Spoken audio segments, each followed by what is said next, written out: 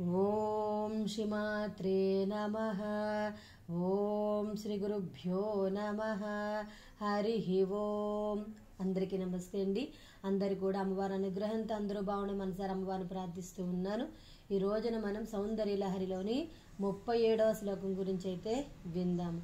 జపవేదాన్ని ఏ విధంగా చేయాలి, అమ్మవారికి ఏం నైవేద్యం పెట్టాలి, ఈ రోజున పారణ చేస్తే ఎటువంటి ఫలితం ఉంటుంది అనేటువంటి విషయాలన్నీ కూడా మనము విందాం. ఈ శ్లోకంతో కనుక పారణ చేసినట్లయితే గ్రహ సంబంధ బాధలు ఏవైతే ఉన్నాయో అవన్నీ పోతాయి అని చెప్తూ ఉన్నారు. అయితే మనము మానవాళిగా పుట్టిన వాళ్ళందరికీ కూడా ప్రతి ఒక్కళ్ళకి కూడా గ్రహ సంబంధ బాధలు అయితే ఉంటాయి, తప్పనిసరి. అవి దానివల్ల మనం తప్పించుకోవాలి. కాకపోతే మనకి కొంచెం ఎండలో గొడుగులాగా వానల గొడుగులాగా మనం ఈ శ్లోకాన్ని కనుక పారాయణ చేసుకున్నట్లయితే అమ్మవారు పెద్ద మనకి చెడు జరుగుతోంది అనుకున్నాం, త్రుటిలో తప్పించేస్తారు, చిన్నగా పోతుంది. మనకు అంత సునాయాసనంగా మన కర్మలు అనేవి పోతాయి. అయితే ఈ కర్మలు ఎందుకు ఉంటాయంటే గత జన్మలో చేసుకున్న పాపాలు ఏవైతే ఉంటాయో ఈ జన్మలో మనము శిక్షగా అనుభవిస్తూ ఉంటాం అన్నమాట. అందువల్ల మనం ఈ శ్లోకంతో కనుక పారణ చేసినట్లయితే మనకి ఆ బాధలన్నీ పోయి మనం బాగుంటామని చెప్తున్నారు. ఇంకా ఏం చెప్తున్నారు, భూత ప్రేత పిశాచ బాధలు అంటే మనము చాలామంది దిష్టి తీసేసి వేసేస్తూ ఉంటారు 4 రోడ్ల కూడలో, అవి తొక్కిన ఇంకా ఏంటంటే అర్ధాంతరంగా చనిపోతూ ఉంటారు. వాళ్ళకి కోరికలు తీరక చనిపోతూ ఉంటారు. ఆ వాళ్ళకి కోరికలు తీరాలి కాబట్టి ఏదో విధంగా వాళ్ళని ఎవరి మీద అయితే ఉందో వాళ్ళని ఏడిపిస్తూ బాధ పెడుతూ ఉంటారనమాట.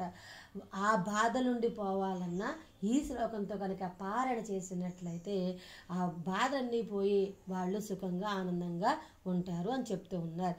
ముందుగా మనము శ్లోకం గురించి అయితే విందాం. విశుద్ధౌతే శుద్ధ స్ఫటిక విశదం హ్యోమజనకం శివం సేవే దేవీమపి శివ సమాన వ్యవసితాం యయుః కాంత్యాయాంత్య శశికిరణ సారూప్య సరణే విధూతాంతర్ద్వాంత విలసతి చకోరీవ జగతి. ఇది శ్లోకం అనమాట. ఇప్పుడు మనం టీకా గురించి అయితే విందాం. హే భగవతి అంటే ఓ తల్లి, తే నీ యొక్క విశుద్ధ చక్రము మందు శుద్ధ స్ఫటిక విశదం. శుద్ధ అంటే మలినము లేని, స్ఫటికమణి వలె, విశదం అంటే శుభ్రమైన, హ్యోమజనకం హ్యోమ ఆకాశతత్వమునకు, జనకం అంటే ఉత్పాదకముగు అనగా ఆజ్ఞాచక్రమందు ఆత్మతత్వమునట్లు చెప్పబడినది. దాని వలన నాకాసత్వ అంటే ముదయించునట్టు శివతత్వమును, శివ సమాన వ్యవసితం అంటే శివునితో సమాన, శివునితో అని అర్థం. సమాన అంటే తుల్యమగు, వ్యవసితం ప్రయత్నము గల, దేవీమపి దేవీ తత్వమును నీవే అంటే పరిచరించెదను.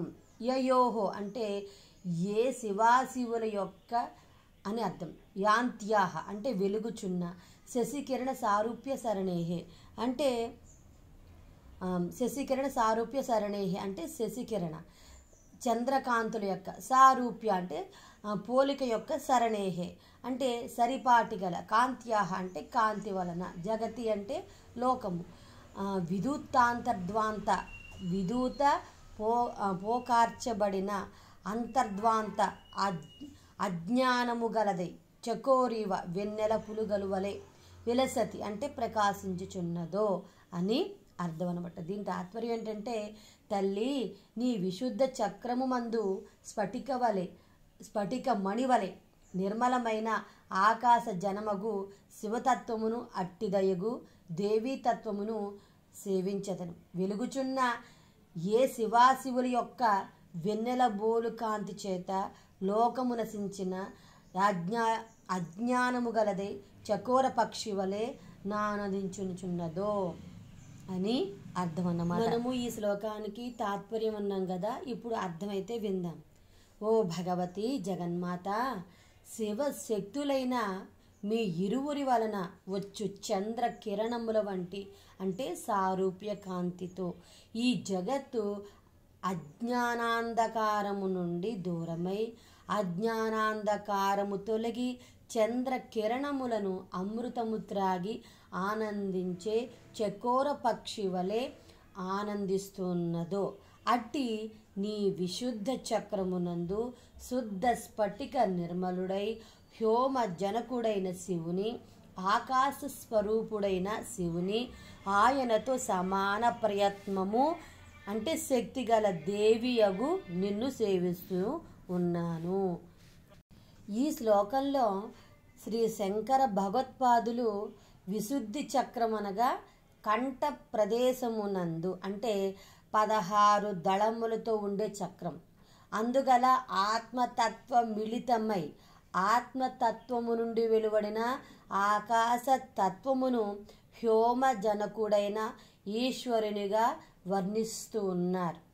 శివశక్తులిద్దరి ఐక్య ప్రకారము చంద్రకిరణములు కాగా అవి త్రాగి ఆనందించే చకోర పక్షులుగా ఈ జగత్తును జగత్తులోని భక్తులను సాధకులను వర్ణిస్తూ ఉన్నారు. విశుద్ధి చక్రం ఆకాశతత్వం ఇది శబ్ద ప్రధాన చక్రం.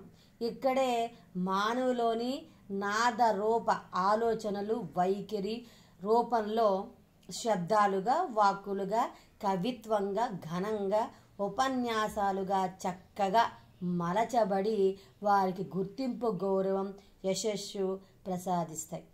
ఈ విశుద్ధి చక్రాన్ని అందులోని శివశక్తులను ధ్యానించే సాధకులు వారిలోని నాద బ్రహ్మస్వరూపాన్ని దైవ వాణిగా వినగలుగుతారు. ఇందుకు ఒక కథ ఉదాహరణగా చెప్పుకుందాం. శ్రీ శంకర భగవత్పాదుల వారి ముఖ్య శిష్యుడైన పద్మపాదుని గురించి విందాము. ఆ పద్మపాదుని పూర్వనామము సన్యాస దీక్ష ఆచార్యుల వారు అతనికి ఇవ్వకముందు నామం అన్నమాట. విష్ణు శర్మ. విష్ణు శర్మ చక్కని రూపం, వాక్కు సంస్కృత పాండిత్యం గల యువకుడు.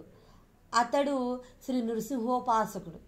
శ్రీ నృసింహస్వామిని సాక్షాత్కరింప చేసుకోవలసినని తీవ్రంగా సాధన చేయసాగాడు. ఒక మారు ఒక గురువును నృసింహస్వామి సాక్షాత్కారానికి సులభోపాయం ఏమిటో సెలవిమ్మని కోరాడు. విష్ణు శర్మ ఆ గురువు ఏదో ఈ యువకుడు అడుగుతూ ఉన్నాడు, అంతేగాని ఇతడేం తీవ్ర సాధన చేస్తాడా ఏమన్నానా అనుకుని అప్పటికి ఏదో తప్పించుకోవడానికి ఇట్లా గ్రామంలో మీ ఇంట్లో సకల సౌఖ్యాలు అనుభవిస్తూ కూర్చుని పూజిస్తే నృసింహస్వామి సాక్షాత్కరిస్తాడా? ఎన్నటికీ కాదు. ఆ స్వామి అరణ్యాల్లో కొండ గుహల్లో ఉంటాడు. అవే ఆయనకు ప్రీతి పాత్రమైన ప్రదేశాలు. అక్కడికి వెళ్ళి ఉపాసన చేయాలి, అన్వేషించాలి. అబ్బో చాలా ప్రయాసతో కూడుకున్న పని అని చెప్పి వెళ్ళిపోయాడు. యువకుడైన విష్ణు శర్మకు పట్టుదల ఎక్కువ, పాండిత్యం శాస్త్ర పాండిత్య తాలూకు అహమున్నది. తనకన్నీ తెలుసుకని తాను ఏ సాధన అయినా చేయగలనని అతి ఆత్మవిశ్వాసము ఉన్నది. అందుచేత అతడు ఆ రాత్రికి రాత్రే తమ గ్రామానికి చాలా దూరంగా ఉన్న కొండ ప్రాంతం దట్టమైన అడవి ప్రదేశానికి చేరుకున్నాడు. అహోబిలం అసలు పేరు. అహోబలం నరసింహస్వామి విశ్వరూపాన్ని దర్శించిన దేవడలంతా ఆయనను స్తోత్రం చేస్తూ అహోవీర్స మహాశౌర్య బహు పరాక్రమం నారసింహ పరందైవ మహాబల మహోబలం అని కీర్తించి శాంతింపజేయడానికి ప్రయత్నించారు హిరణ్యకశిపుని వధనానంతరం.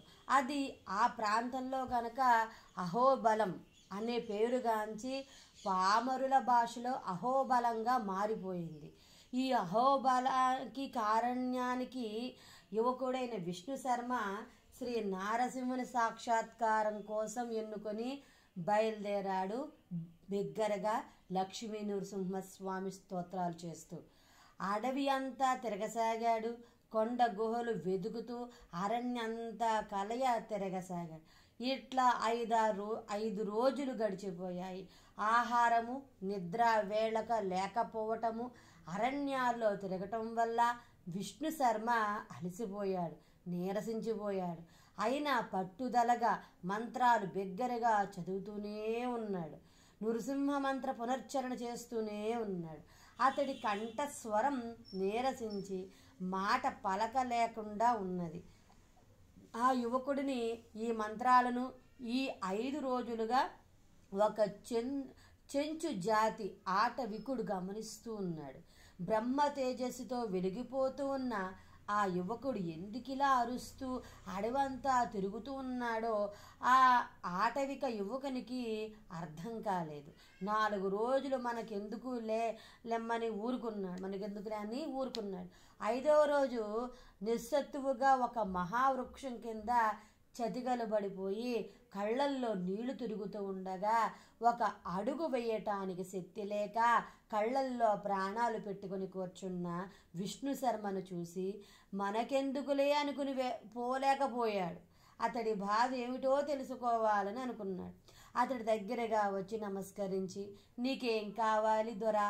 అరణ్యాలంట ఎందుకిట్ట మంత్రాలు ఏవేవో చదువుతూ తిరుగుతున్నావు అని అడిగాడు. స్నేహపూర్వకంగా విష్ణు శర్మ నరసింహస్వామి కోసం వెతుకుతున్నానని చెప్పాడు నీరసంగా.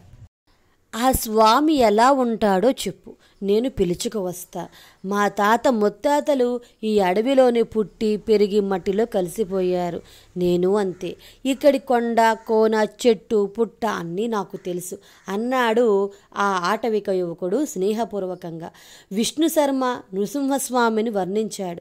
సగం సింహంలా ఉంటాడు, పై సగం శరీరం మానవ శరీరం, ముఖం సింహంలా గర్జిస్తాడు. ఆ గర్జనను బట్టే ఆయనను తెలుసుకోవాలి. మనిషికి మళ్ళీ చేతులుంటాయి, అవి 4 చేతులు, వాటిలో శంఖ చక్రాలు ధరిస్తాడు. అవసరాన్ని బట్టి గద పద్మం కూడా ధరిస్తాడు. మిగతా 2 చేతులతో శంఖ చక్రాలు ధరిస్తాడు. మహామహిమాన్వితుడు అంటూ వర్ణించాడు.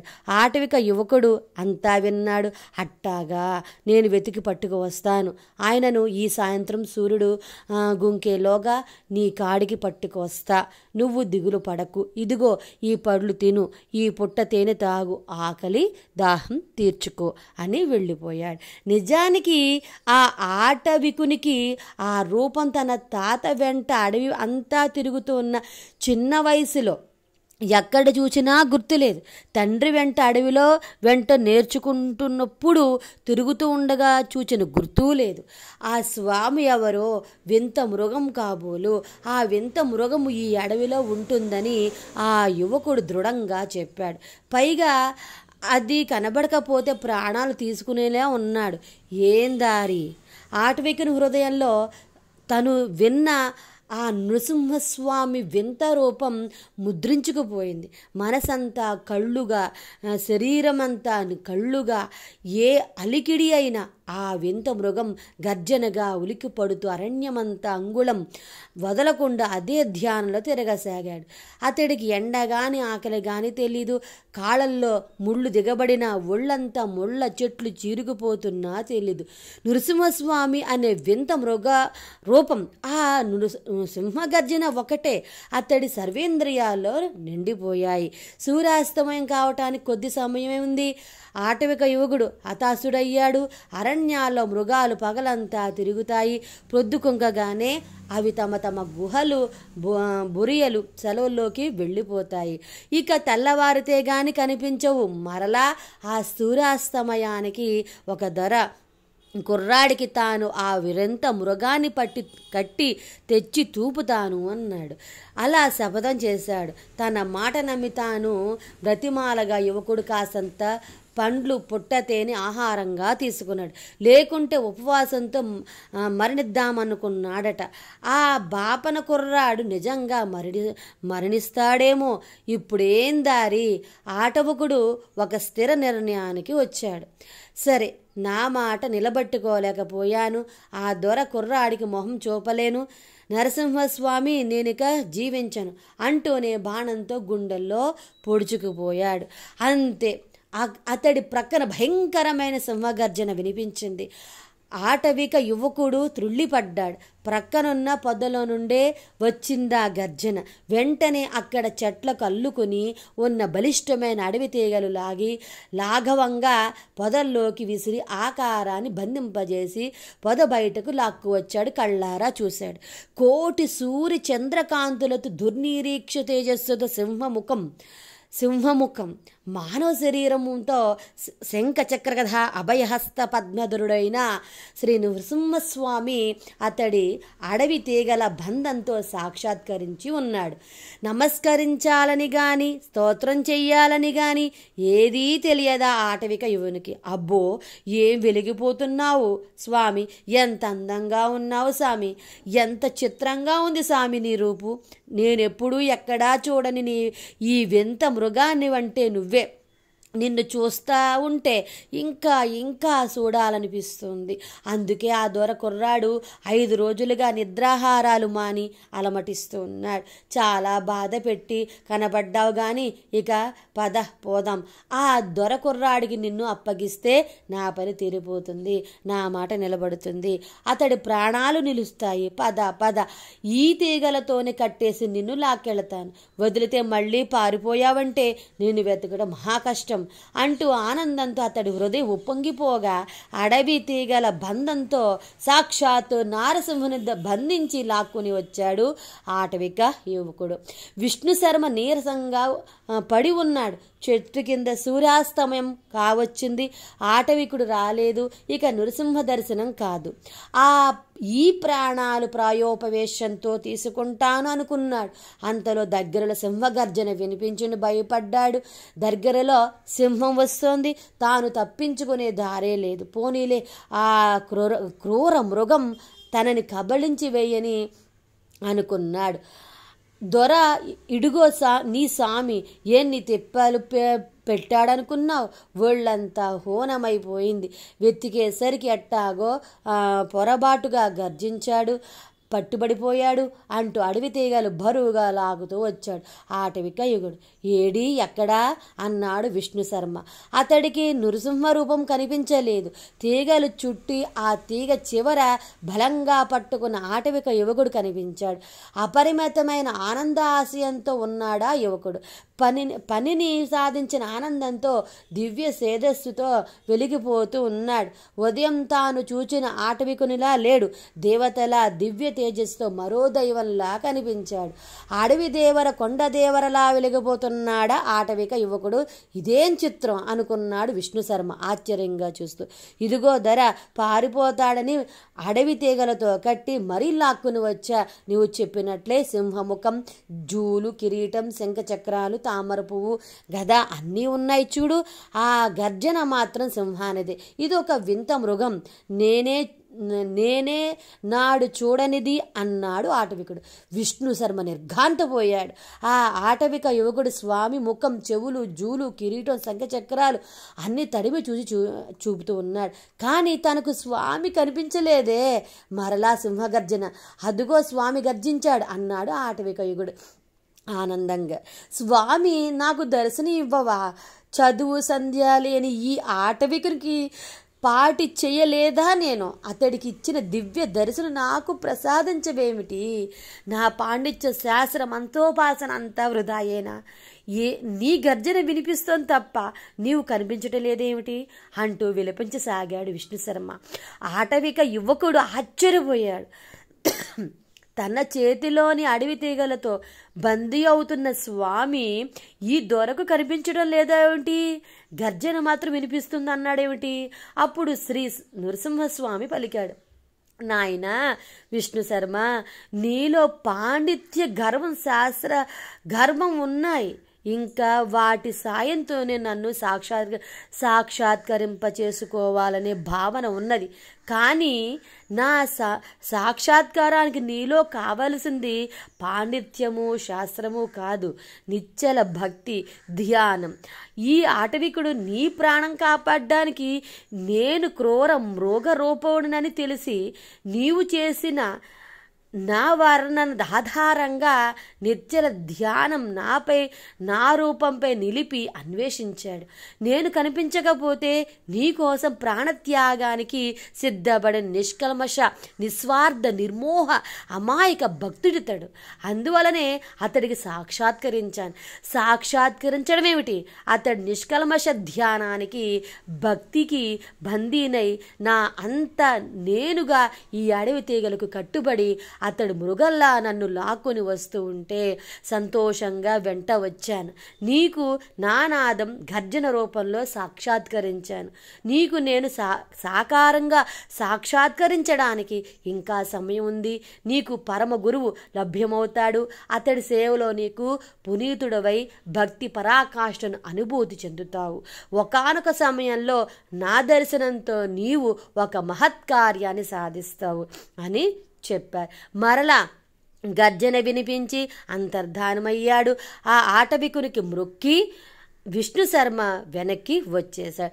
చాలా త్వరలో కాశీలో ఆదిశంకరాచార్యుల వారి దర్శనం అయిందతడికి. ప్రథమ వీక్షణంలోనే తన పరమ గురువు ఆయా నేనని విష్ణు శర్మ తన ముఖ్య శిష్యుడు ఇతడేనని ఆచార్యుల వారు మనసులో గుర్తించారు.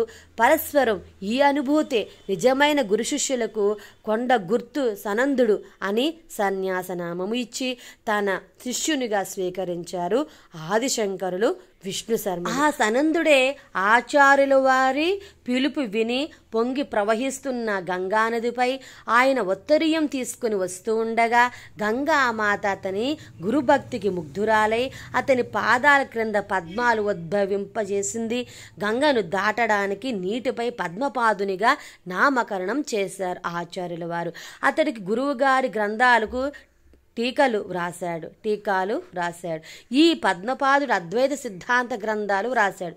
అతడి స్వంత మామగారు ఈశ్వరుడై అతని గ్రంథాలు తగలబెట్టదలచి ఉట్టినే గ్రంథాలు తగలబెడితే అందరూ తెలుసుకుంటారని తన ఇంటికి తానే నిప్పంటించి తగలబెట్టాడు.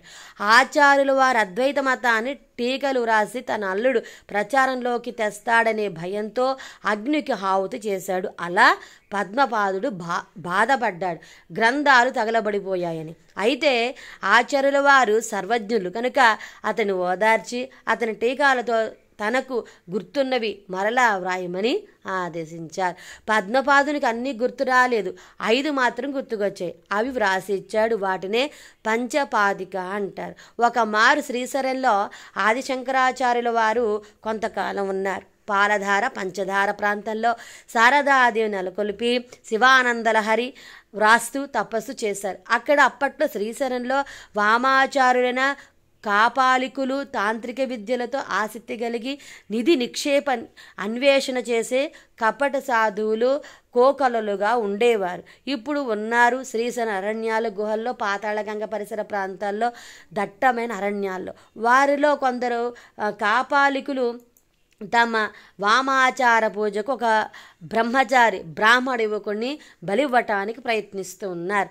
కేరళ నంబుద్రి బ్రాహ్మణుడు, అపరిమిత వర్భస్వి, అపర శంకరులు. ఆయన ఆదిశంకరులను అక్కడ ఆ కాపాలికులు చూశారు. కాపాలికుల పెద్ద ఆదిశంకరులను ఏకాంతంగా కలుసుకున్నారు. స్వామి, మీ వల్ల మాకొక ఉపకారం జరగాలి అని చెప్పాడు. తప్పక చేస్తాను, చెప్పండి అన్నారు ఆదిశంకరాచార్యుల వారు. మిమ్మల్ని అమ్మవారికి బలిచ్చి త్రిలోకాధిపత్యం పొందుతాము మీరు కాదనక మా వెంట రావాలి అన్నాడు కాపాలికుల నాయకుడు. ఈ దేహం అశాశ్వతం, మీకు మాట ఇచ్చాను, వస్తాను. కానీ నా శిష్యుల్లో పద్మపాదుడు అనే శిష్యుడున్నాడు. అతడు నా నీడలా ఉంటాడు. అతడికి తెలియకుండా నన్ను తీసుకెళ్ళకండి అని చెప్పారు. ఆచార్యుల వారు కాపాలికులు అలాగే చేశారు. స్నానానికి పాతాళ గంగకు వెళ్ళి వెళ్ళి శ్రీశైల మల్లికార్జున బ్రహ్మరాంబ దర్శనం చేసుకుని పాలధార పంచదార వద్దకు వచ్చిన పద్మపాదుడు ఆచార్యుల వారు రోజులాగా అక్కడ కనిపించడం లేదు. శివానందలు వ్రాస్తూ ఉన్న తాళపత్రాలు అలాగే వదిలివేసి ఉండడం చూచి ఆలోచనలో పడ్డాడు. కాపాలికులు ఇక్కడకు పొంచి రావటం 2 రోజుల నుండి గమనిస్తున్న అతడి మనసు కీడు శంకించింది.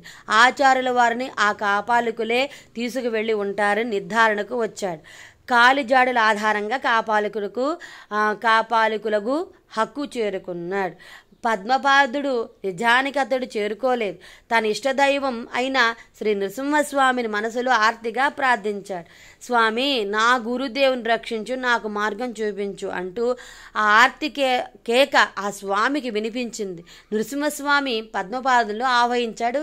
పద్మపాదుడు ఆ గుహలోనికి ఎలా శరీరానికి తెలియని స్థితి అది ఒకానొక కేచరి విద్య, అణిమాధ్య సిద్ధుల్లో ఒకటి. కాపాలికులు బలికి సిద్ధం చేశారు. ఆచార్యులు వారంతా 50 మంది పైగా ఉన్నారు. త్రిశూలాలు ధరించి తామస భావంతో రాక్షసుల వలె పూనకంతో పూనుతూ ఉన్నారు. పద్మపాదుడు ఒక్కసారిగా గద్దించాడు. ఆ గుహ దద్దరిల్లిపోయిందా గర్జనకు. కాపాలికులు నిర్ఘాంతపోయారు. ఈ గుహలోనికి హఠాత్తుగా సింహం ఎలా వచ్చిందోనని దిక్కులు చూడసాగారు. పద్మపాదుడు నృసింహావతారంగా మారిపోయాడు. కాపాలికులందరినీ చీల్చి చెండాడాడు. వారందరికీ వందల వేల నృసింహమూర్తులు దృగ్గోచరమయ్యారు. ఆదిశంకరులు చూశారు. పద్మపాదంలో నృసింహ సాక్షాత్కారం అయింది. మిగిలి ఉన్న కాపాలికులు పారిపోయారు. ఉగ్రం వీరం మహావిష్ణుం జ్వలంతం సర్వతోముఖం నృసింహం వేషణం భద్రం మృత్యుర్మృత్యున్న మహామయం అంటూ స్తోత్రం చేశారు ఆచార్యులు. పద్మపాని ఉగ్రం తగ్గింది. అతనిలో అందాక ఉన్న నృసింహస్వామి అతని ఎదుట అతని కోరిక తీరా ప్రత్యక్షమై పద్మపాదుడు స్వామి సాష్టాంగ దండ ప్రమాణాలు ఆచరించి స్తోత్రం చేశాడు.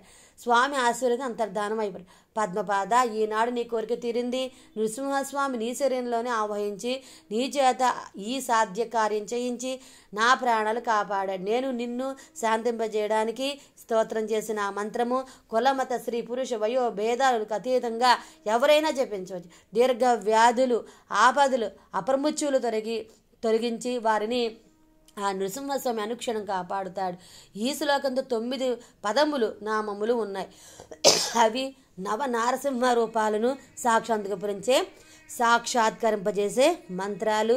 సుమా, ఉగ్రం వీరం మహావిష్ణుం జ్వలంతం సర్వతోముఖం నృసింహం వేషణం భద్రం అనేవి ఈ 9 నామాలు నవనారసింహులకు గుర్తు అని వేదవాక్కులు పలికారు.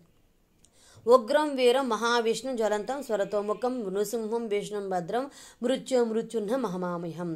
పదే పలికాడు పద్మావతి. ఇరువురు వెనక్కి వచ్చారు. శివానందలహరి కొంత భాగం శ్రీశైలంలో రాశారు. ఆది శంకరాచార్యులు ఇంతటి కథలు ఆచార్యుల వారి స్వానుభవ కథలో పద్మపాదునికి శబ్దరూపంగా నాదరూపంగా అటవికునికి వద్ద సాక్షాత్కరించారు నరసింహ స్వామి. శాస్త్ర పాండిత్యం వదిలి గురు సృష్టితో పునీతుడై ఆత్మార్పణతో సేవ చేసే గురు కృపాపాత్రుడైన పద్మపాదునికి సాకారునిగా సాక్షాత్కరించి గురు ప్రాణాలు కాపాడే మహత్కార్యాన్ని చేయించాడు నరసింహస్వామి. అతడి ఇష్టదైవం ఆ గురువుల చేత శ్రీ లక్ష్మీ నరసింహ కరావలంబ స్తోత్రము ఉద్భవింపజేశాడు ఆ స్వామి.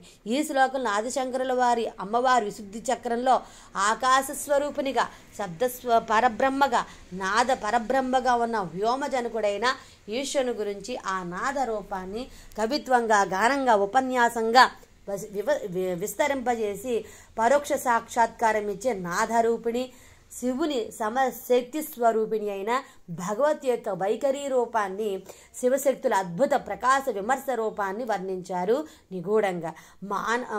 మన వాక్కులో శివశక్తులు ఉన్నారు. మనకర ప్రదేశంలో శివశక్తులు ఉన్నారు. అందుకే ఆ వాక్కును యొక్క శక్తిని మనం దర్శించగలిగితే శివశక్తులను దర్శించగలిగినట్లే అవుతుంది. ఇది నిజం కదా అని చెప్తూ ఉన్నారు. ఈ విధంగా మనము అర్థము విన్నాం కదా. సౌందర్యలహరిలో మనము సౌందర్యలహరిలోని విన్నాం కదా. మనం అర్థము తాత్పర్యము అనేటువంటి విషయాలన్నీ కూడా మనం విన్నాం కదా. ఇప్పుడు ఎన్నిసార్లు పారాయణ చేయాలి, ఎన్ని రోజులు చేయాలి, నైవేద్యం ఏం పెట్టాలనేటువంటి విషయాలన్నీ కూడా విందాం. రోజుకి 1000 సార్లు చొప్పున 45 రోజుల పాటు పారాయణ అయితే చేయాలి. నైవేద్యం తేనె, మిరియాల పొడితో కలిపిన నెయ్యి అమ్మవారికి నైవేద్యం అయితే అమ్మవారికి పెట్టాలన్నమాట. తర్వాత మనము మనము పారాయణ చేస్తే ఎటువంటి ఫలితం వస్తుంది అనేది కూడా మనం విన్నాము.